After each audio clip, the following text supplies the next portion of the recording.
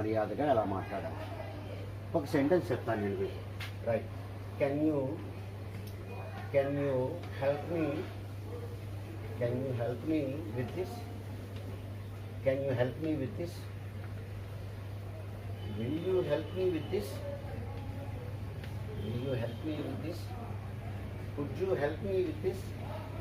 ఈ 3 సెంటెన్సెస్ కూడా request పొలైట్గా request చేస్తుంటాం అన్నమాట. Can you help me with this?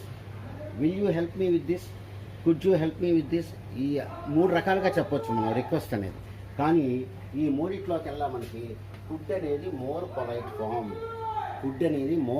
Form. ఇది మీరు బాగా గుర్తుపెట్టుకోవాలి. కాబట్టి మీరు కెన్ బదులు విల్లు బదులు మీరు ఏం వాడుకోవచ్చు అంటే ఇంగ్లీష్లో కుడ్ అనేటువంటి వర్డ్తో మనం రాసుకోవచ్చు. అది మోర్ పొలైట్ అనమాట, అన్నిటికంటే కూడా మోర్ పొలైట్.